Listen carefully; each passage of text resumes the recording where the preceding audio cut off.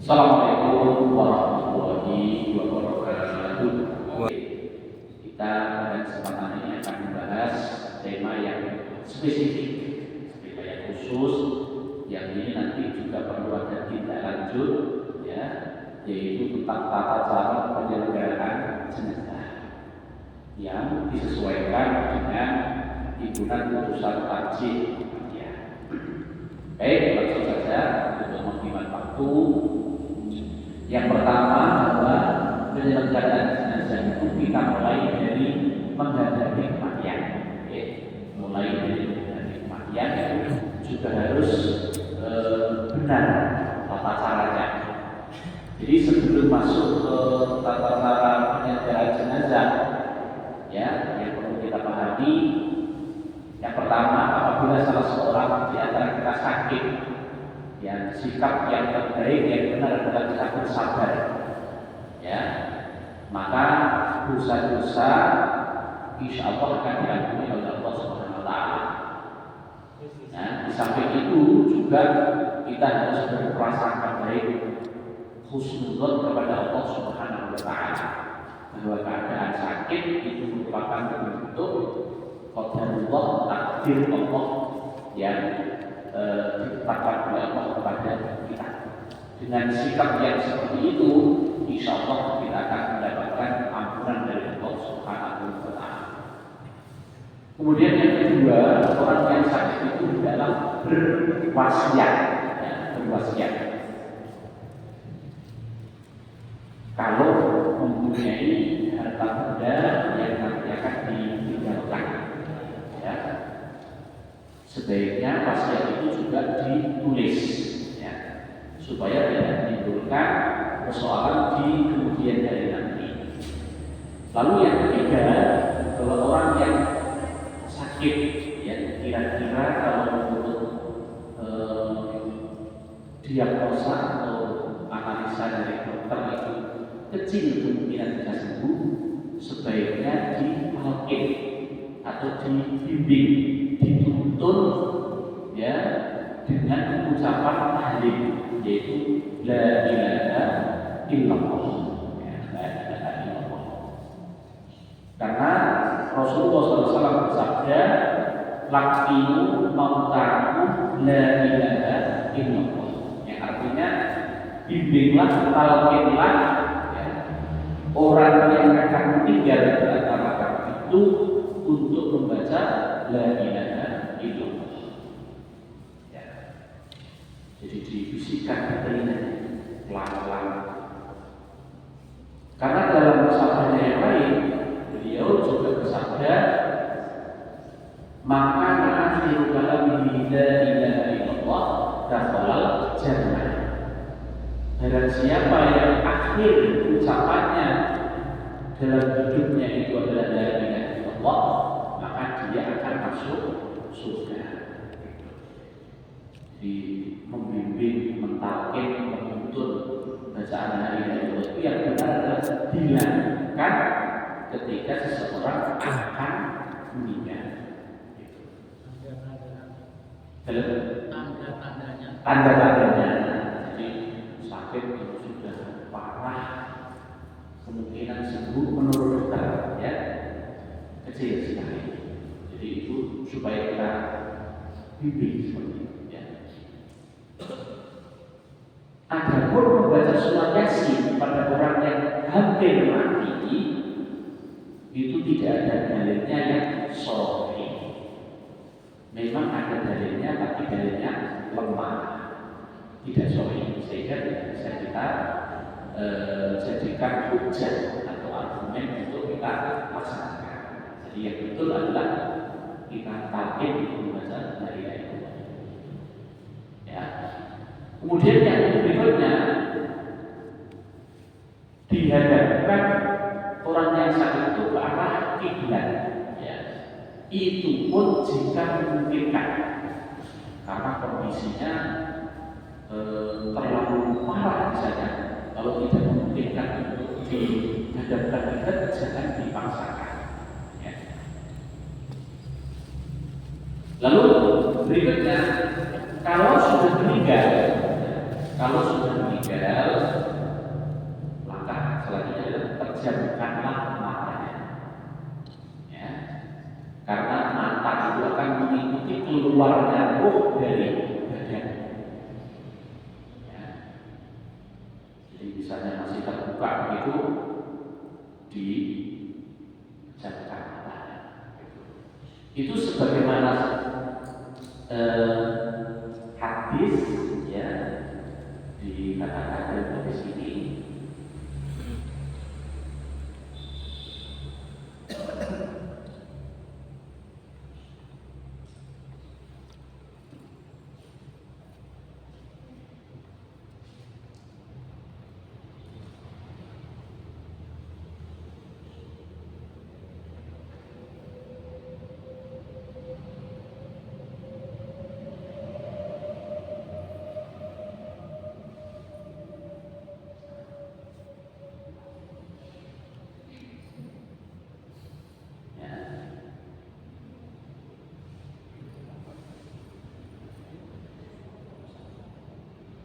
Tadi itu berbagai hipnosnya. Coba kita ya.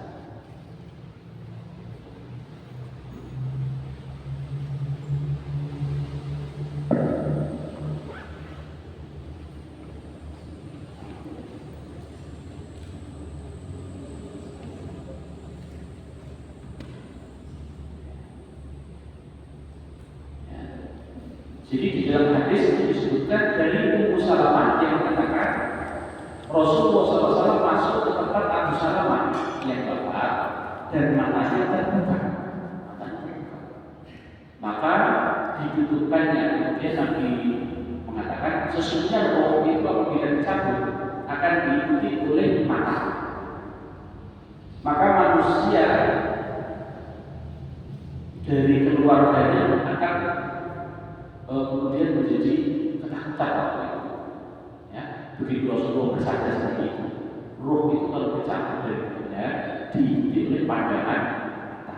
Seketika itu keluarga Salamah waktu itu ketakutan. Lalu Nabi kemudian bersabda, janganlah kamu mendoakan atas diri keluarga kecuali hal-hal yang baik-baik. Ya. Karena malaikat akan mengaminkan apa yang kamu ucapkan. Lalu kemudian Rasulullah berdoa, ya Allah, ampunilah Abu Salamah. Allahumma ghfir li Abi Salamah. Ya.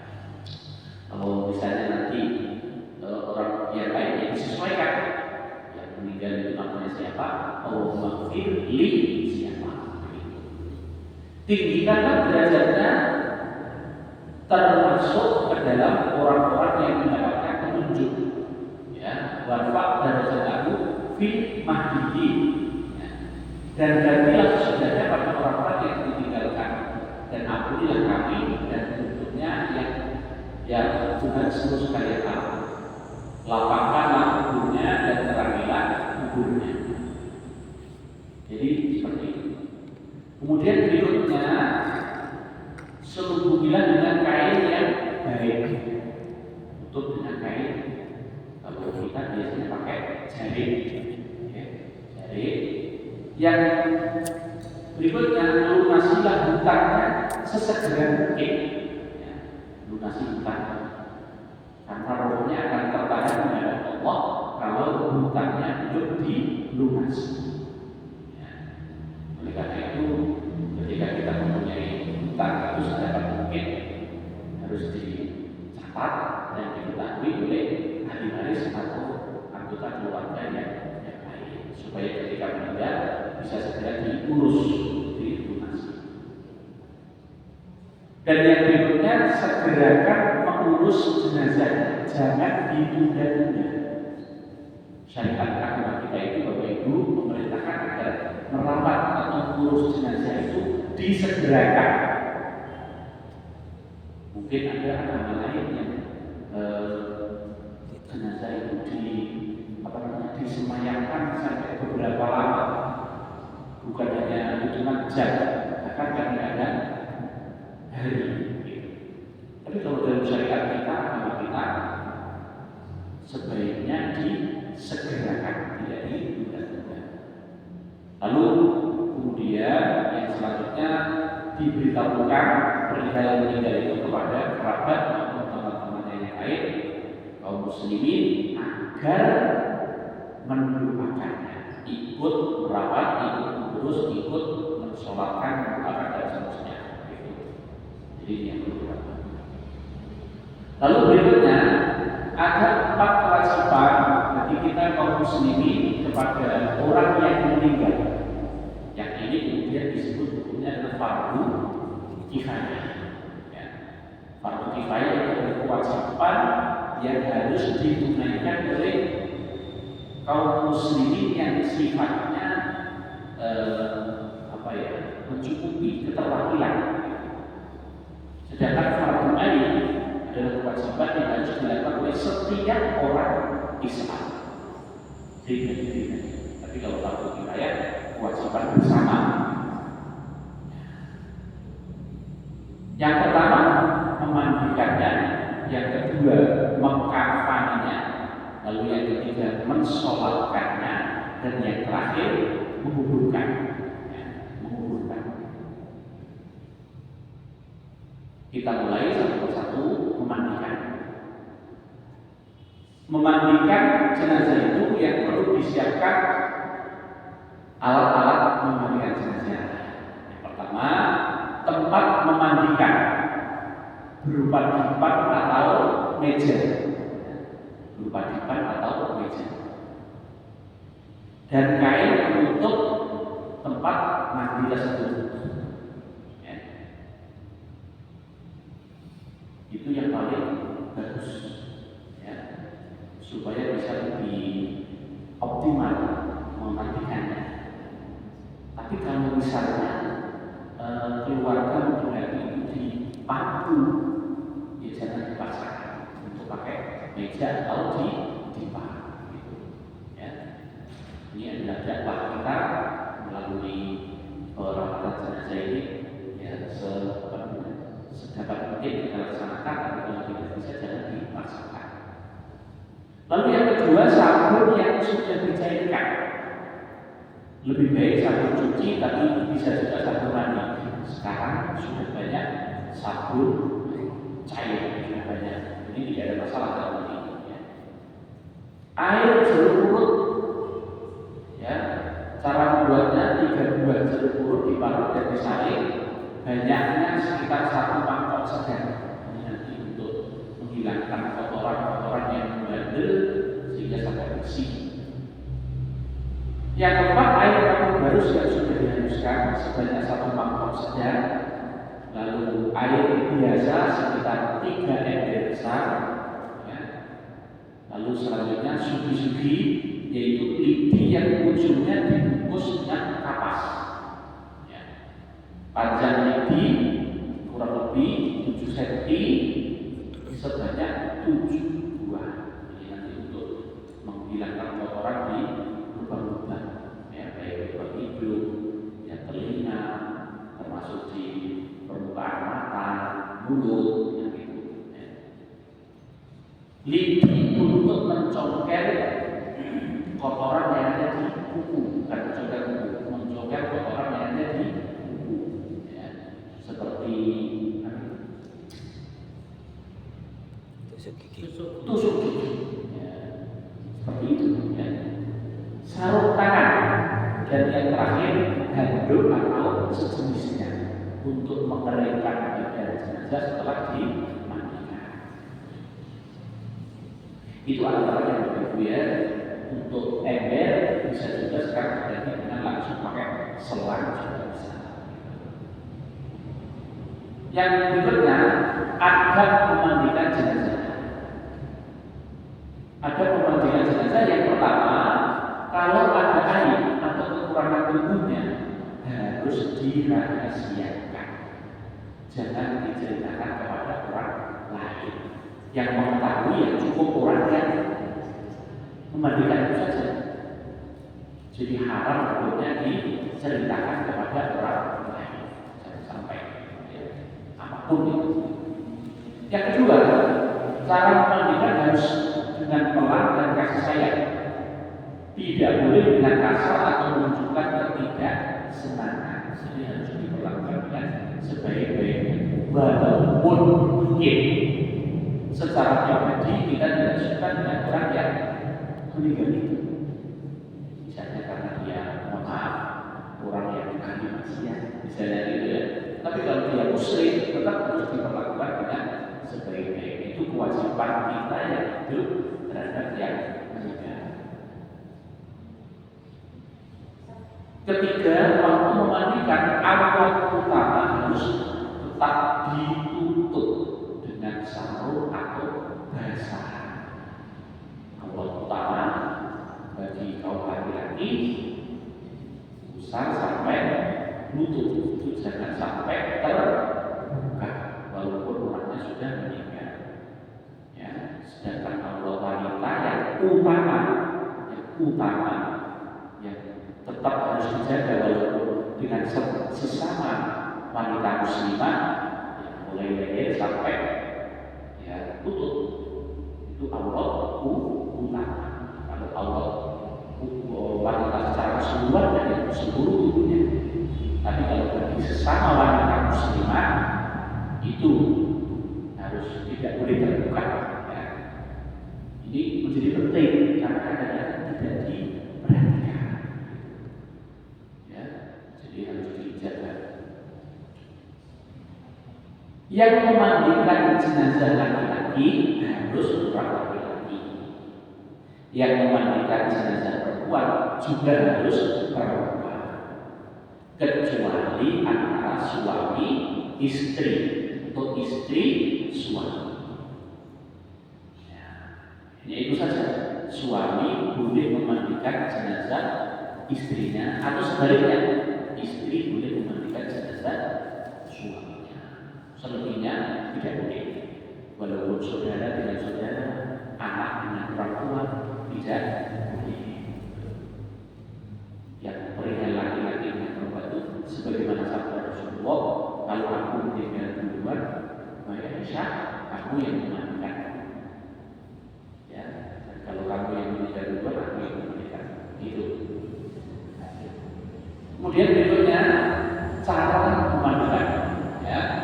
Pertama-tama letakkan jenazah di atas lipat dan sebaiknya tidak dimati. Nanti akan lebih itu lebih optimal, lebih membersihkannya lebih maksimal. Yang kedua, cebokkan atau istinjakan mayat itu dengan tangan kiri. Tangan kiri orang yang memandikan. Dan sebaiknya memakai sarung. Kawan yang lain membantu menghilangkan sampai ke bagian belakangnya atau tubuhnya berulang-ulang. Jadi yang pertama-tama dilakukan itu dibersihkan, ya, hingga hilang warna kuningnya. Seandainya ada warna kuningnya, karena orang ketika sudah meninggal itu kan seluruh sarafnya akan terhenti, dia tidak bisa lagi menahan sesuatu apapun yang ada di dalam tubuhnya, sehingga bisa jadi keluar dengan sendirinya. Nah, itu harus dibersihkan. Ya. Seandainya harus dikeluarkan dari perutnya, maka harus diperlakukan dengan baik. Apa namanya diurut, dibilir, tetapi harus dengan cara yang lembut, yang pelan-pelan sampai bersih. Tangan orang yang meninggal boleh diluruskan dengan pelan-pelan dan boleh juga dalam posisi disedekap. Mana yang paling memungkinkan? Kalau tidak memungkinkan untuk disedekapkan, jangan dipaksakan. Ya, karena mungkin sudah agak lama dari waktu meninggal sampai dimandikan, sehingga mungkin sudah kondisinya sudah jangan dipaksakan. Kalau tidak bisa sebagaimana posisinya saja. Lalu siapkan air biasa. Yang pertama air biasa dari kepala sampai kaki dengan pelan-pelan. Ya. Yang pertama-tama ini adalah air biasa. Ya. Dengan cara yang pertama-tama sebelah kanan 3 kali. Kemudian sebelah kiri juga 3 kali. Yang terakhir di tengah-tengah 1 kali. Sehingga jumlahnya 7 kali ganti. Gitu. Ya.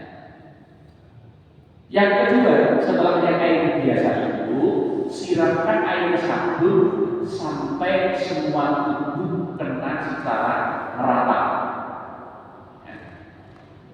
Satu orang menggosok secara perlahan dan yang lain menyiramnya. Termasuk yang disiram digosok ialah bagian belakang kuping, ya, ketiak, paha, sela-sela jari, baik jari tangan maupun jari kaki, ya, kepala, rambut dan lain-lain. Pakai air bisa sabun atau pakai sabun yang cair. Kalau tidak sabun cair berarti air yang sudah dicampur dengan sabun. Tanda sudah bersih badannya adalah sudah sah, tidak licin lagi. Sesudah bersih badannya bagian depan, termasuk rambut dan kepalanya, miringkan jenazah ke kiri. Dan gosoklah bagian yang kanan dan punggungnya. Ya. Kemudian setelah itu miringkan jenazah ke kanan, kebalikannya, dan gosoklah bagian yang kiri dan punggungnya. Ya. Kemudian yang selanjutnya, siramkan air jeruk dari kepala sampai ke kaki. Ya. Air jeruk ini bisa diganti dengan sampo, gitu. Ya. Mula-mula sebelah kanan 1 kali, sebelah kiri 1 kali, dan terakhir di tengah-tengah 1 kali. Kemudian di sini ada catatan sedikit. Ya.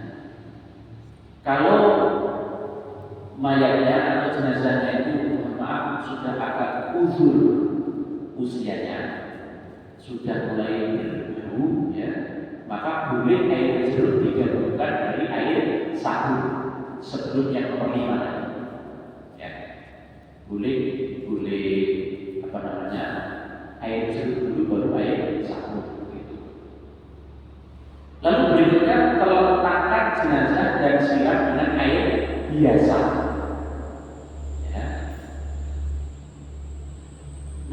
Selanjutnya setelah itu dilakukan, maka gunakan sugi-sugi yang tadi sudah disiapkan, ya, untuk telinga kanan, ya, bersihkan sampai bersih.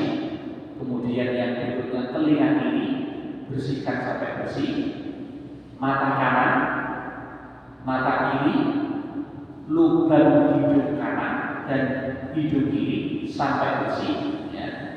Kemudian mulut juga dibersihkan sampai bersih.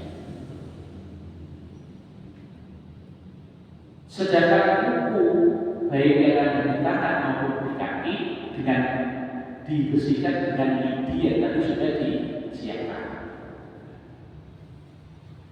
Siram lagi dengan air biasa, ya. Lalu yang terakhir siram dengan air kapur halus dari kepala sampai kaki, yaitu pada bagian kanan, bagian kiri, dan tengah. Setelah disiram air kapur halus, tidak boleh lagi disiram dengan air. Jadi kapur halus adalah air terakhir, siraman air. Setelah itu, lap semua tubuh jenazah dengan handuk sampai kering. Kalau untuk perempuan, ini catatannya, perhatian ibu-ibu, ya, rambut jenazah wanita itu ditocak, dijahit atau dikepang, ya, menjadi tiga, dikepang menjadi tiga, dan diletakkan di kubur-kuburnya. Gitu. Nah, pada prinsipnya tidak ada perbedaan mendasar antara cara memandikan mayat perempuan dengan laki-laki kecuali pada rambutnya tadi. Ya. Jadi ini menurut tuntunan Nabi saudara-saudara yang sudah disahihkan dari himpunan pengusaha haji untuk memandikan. Ya. Kemudian sekarang yang kedua mengkafan. Ya, mengkafan. Bahan-bahan yang perlu disiapkan yang pertama adalah kain kafan. Ya. Kain kafan yang berwarna putih sepanjang lebih kurang 12 meter atau sesuai kebutuhan, tergantung jenazahnya, besar kecilnya, anak-anak atau dewasa dan seterusnya. Kemudian yang kedua kapas, lalu baru kain cendana, kapur berus yang sudah ditumbuk. Ya. Cara mengkafani mayat laki-laki. Yang pertama, ukurlah mayat dari kepala sampai ujung kaki, ujung jari kakinya, dan lebihkan sekitar 30 cm. Ya, 30 cm itu nanti ya untuk diikat gitu. Jadi jangan pas di ujung jari kaki, nanti tidak bisa diikat. Talinya sebanyak 5 buah diambil dari pinggir kain. Cara mengambilnya digunting sedikit dan digoyangkan. Ya, jadi talinya dia dari kain kafan itu yang diambil dari bagian paling tinggi. Ya. Untuk tali sebanyak 5 itu juga tergantung ukuran tubuh jenazah. Kalau anak-anak tidak harus 5. Ya. Ya, cukup 3, tapi harus kecil. Jadi 3 atau 5. Ya, itu kain kafan harus dipotong secara kecil 3 atau 5. Nah, yang paling luar, maksudnya yang paling bawah, ya, 2 bidang kain yang bagian tegak dan dianggap 1 lapis. Ya. Yang kedua, 1 bidang kain atau 1,5 bidang kain yang panjangnya sama dengan yang di bawahnya. Ya. Kemudian yang ketiga, ya, 1 bidang kain atau 1,5 bidang kain yang panjangnya sama dengan yang di bawahnya. Ya. Ini kebetulan sudah disiapkan bahan-bahan prakteknya Bapak Ibu. Mudah-mudahan waktunya cukup. Jadi, ya, karena tadi ada kendala teknis itu sudah ngomong waktu. Ya. Setelah itu letakkan kapas di atas kain yang paling atas. 1, 2, 3 kain yang paling atas, ya, ditaruh ke dalam. Lalu setelah itu letakkan jenazah di atas kain kafan yang paling atas tadi. Ya. Letakkan kapas di atas mukanya, dagu, di antara lipatan tangan, kaki, di antara kaki dan paha, dan juga di dada. Kapas. Ya. Berikutnya, gulunglah kain kafan bersama-sama. Ini dilakukan 2 orang dengan arah yang sama, atau boleh juga berlawanan. Ya. Selanjutnya, ikatkan jenazah itu sebanyak 5 ikatan. Jadi nanti setelah kain yang paling atas, kemudian kain yang bawahnya, kemudian kain yang paling bawah lagi, itu masa dia. Itu, ya. Setelah itu ikatkan jenazah itu sebanyak 5 ikatan yang tadi sudah diletakkan di bawahnya, yaitu kalau 5 atau kalau 3, yaitu di ujung kaki, di lutut, di dada, di kepala, dan di ujung kepala, di atas kepala. Yang di kepala diakhirkan mengikatnya karena mungkin ada yang akan melihatnya, mencium jenazah sebelum dibawa ke pemakaman. Bagaimana hukum mencium jenazah? Boleh. Karena dulu Abu Bakar juga mencium jenazah Rasulullah sebelum dimakamkan. Boleh kalau seandainya atau ingin melihatnya. Tapi sebaiknya itu sudah dilakukan sebelumnya. Kalau sudah ditutup sebaiknya sudah siap untuk disolatkan dan diberangkatkan. Simpul ikatan berada atau diletakkan di sebelah kiri jenazah. Ini seandainya ada keluarga nanti yang mempunyai keyakinan bahwa ketika dimakamkan itu ikatannya harus dibuka. Sebetulnya tidak harus dan tidak ada ketentuan seperti itu. Tapi sekali lagi kadang-kadang kita akan menghadapi antara pemahaman masyarakat yang seperti itu dan kita tidak jangan terlalu apa yang itu sakal begitu nggak boleh. Kalau misalnya ada keluarga masih berpendapat begitu ya sudah kita urus saja, boleh dibuka. Nah karena itu kan ada utara di kepalanya, ikatannya itu sebaiknya di sisi kiri. Dan kemudian jenazah dimiringkan ke sini kan gitu. Sehingga nanti kalau perlu membuka kan itu mudah. Itu maksudnya. Ya. Jadi itu Mekah Fani. Ya. Berikutnya kalau untuk jenazah perempuan, ya, bagaimana? Ya, ini perbedaannya pada kain kafannya, Bapak Ibu. Kalau untuk jenazah perempuan itu ada tambahan kain kafan, yaitu ada telepon dari kain kafan itu juga, ada sarung dari kain kafan itu juga, ada baju seperti baju teluk belanga sederhana dan ada lehernya. Ya. Kemudian juga ada cawat sederhana jika diperlukan. Nah semuanya itu bahannya dari kain kafan.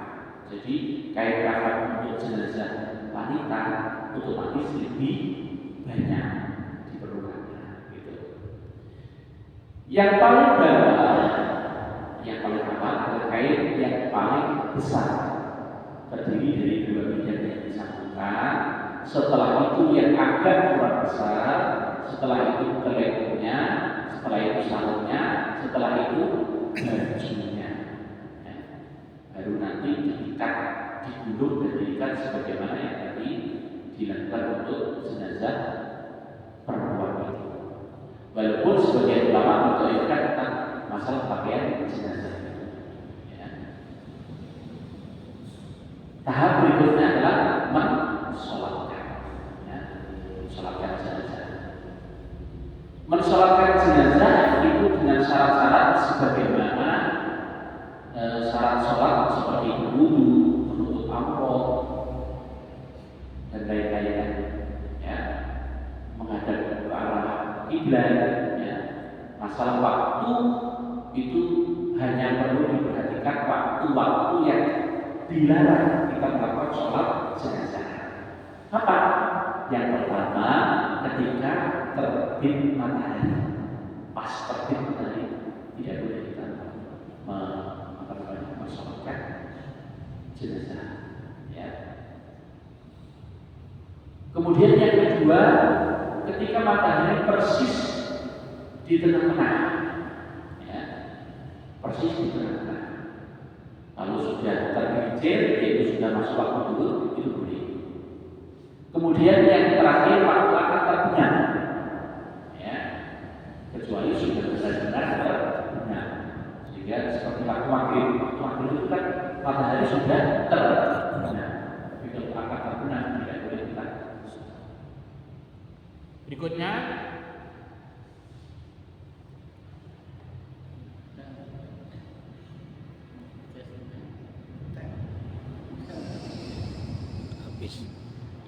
Berikutnya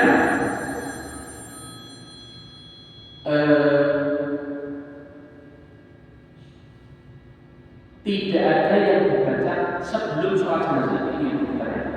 Jadi sebelum sholat jenazah tidak ada yang dibaca. Ya, kita membaca itu ya ketika mulai sholat itu. Ya, Kalau jenazah pria, posisi imam berdiri dekat kepalanya, ya, dekat kepalanya. Sedangkan kalau jenazah wanita, imam berdiri di dekat lambung atau perut, di tengah-tengah. Gitu. Diusahakan mensolatkan dalam 3 shot, walaupun kurangnya sedikit. Ya, jadi oleh karena itu idealnya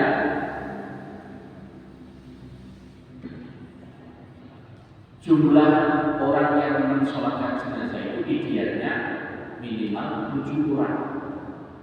1 orang menjadi imam, 6 orang itu terdiri dari shot pertama 2 orang, shot kedua 2 orang, shot ketiga juga 2 orang. Kan untuk menjadi shot itu paling tidak 2 orang. Gitu. Ya. Makin banyak itu makin bagus. Makin banyak orang yang mensolatkan makin bagus. Berikutnya sholat jenazah terdiri dari 4 takbir tanpa rukuk dan sujud. Ya. Setiap kali takbir dengan mengangkat kedua tangan. Jadi bukan hanya membaca Allahu Akbar, tapi juga tangannya diangkat. Ya.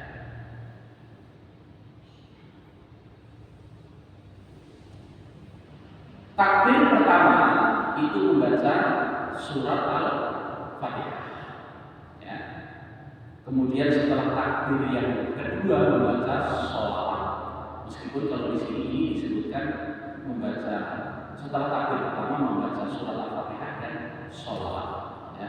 Ini sedikit terjadi perbedaan. Tapi yang umum itu takbir pertama itu Al-Fatihah, takbir yang kedua sholawat. Takbir yang ketiga membaca doa. Ya. Doanya lengkapnya seperti ini. Allahumma fir lahu warhamhu wa'afihi wa'fu anhu wa'akrim nuzulahu wa wasi' ma'afalahu wa ghsilhu bil ma'i wal thaji wal barad. Ya. Wa nabihi min al-khataya kama yunqasahu bil abyad min al-danas wa atilhu daran khairan min dari wa alan khairan min ahli wa zawjan khairan min zawji wa adkhilhu jannah wa'idhu min adzabil qabri wa min adzabil nar. Itu yang lengkap, ya. Kalau tidak lengkap, Allahumma firhu warhamhu wa'afihi wa'fu anhu. Ini lengkap, ya. Kemudian takbir yang keempat, atau ini kalau di sini disebutkan sebagai takbir yang ketiga, Allahumma fir li hayyina wa mayyitina wa syahidina wa ghaibina, ya, wa saghirina wa kabirina wa dzakarina wa unthana. Ya. Allahumma man ahyaitahu minna fa ahyihi 'ala Islam wa man tawaffaytahu minna fa tawaffahu 'ala iman. Ya. Allahumma la tahrimna ajrahu wa la tudillana ba'dahu. Kemudian takbir yang keempat membaca doa lagi Allahumma la tahrimna ajrahu wa la tudillana ba'dahu. Kadang-kadang juga tidak membaca doa, langsung sapa, boleh, tidak apa-apa. Jadi itu Bapak Ibu. Ada juga yang mengatakan bahwa takbir itu 5 kali, ada yang 6 kali, ada yang 7 kali. Tapi yang paling masyhur itu adalah 4 kali. Ya, dan itu yang kita lakukan. Ya. Kemudian keutamaan sholat jenazah, banyak sekali hadis yang menyebutkan Bapak Ibu keutamaannya. Di antaranya hadis yang diriwayatkan oleh Imam Bukhari Muslim, ya, barang siapa yang menyaksikan jenazah sampai mensolatkannya maka baginya 1 qirah. Lalu barang siapa yang menyaksikan jenazah hingga dimakamkan maka baginya 2 qirah. Ada yang kemudian bertanya apa yang dimaksud dengan 2 qirah? Rasulullah kemudian bersabda 2 qirah itu seperti 2 gunung yang besar. Ya. Gunung yang besar itu yang bagaimana? Seperti gunung Ya. Jadi ini menggambarkan betapa besar sekali pahala orang yang mengikuti jenazah sampai mensolatkan, bahkan sampai menguburkannya. Di sini tidak disebutkan kalau memandikannya bagaimana. Kalau menggali kuburnya bagaimana? Kubur lebih besar lagi. Tidak disebutkan, menunjukkan lebih besar lagi pahalanya. Jadi gitu. Ya. Dan ini tadi sudah kita sampaikan adalah fardu kifayah.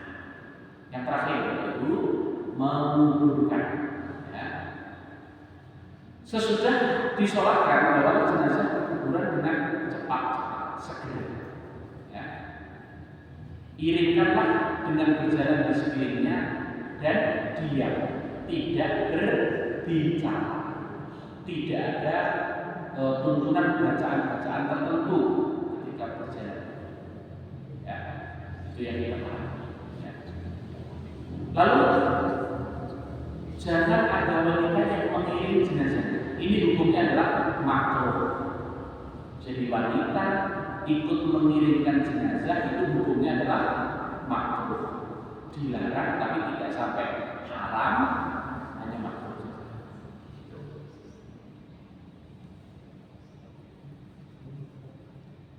Dan apabila melihat jenazah yang lewat, baik itu muslim atau kafir, maka berdirilah sehingga dia lewat dan diletakkan. Kenapa? Karena Rasulullah pernah dalam satu riwayat ada jenazah orang Yahudi lewat, kemudian beliau berdiri. Para sahabat kemudian bertanya, ya Rasulullah, itu kan jenazah orang Yahudi, kenapa kau berdiri? Ya, karena memuliakan manusia. Jadi walaupun orang Yahudi dia juga adalah manusia. Jadi sebagai bentuk penghormatan saja, bukan berarti kita membenarkan akidahnya. Kuburlah jenazah dalam lubang kubur yang baik dan dalam. Buatlah galian lahat. Lahat itu Bapak Ibu gambarannya, kalau misalnya ini adalah lapisan tanah bagian bawah, lahat itu sebetulnya di tengah-tengahnya begini dibuat lubang,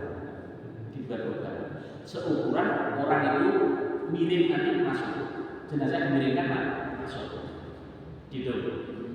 Kalau di Arab seperti itu. Ya. Atau seandainya ini adalah bagian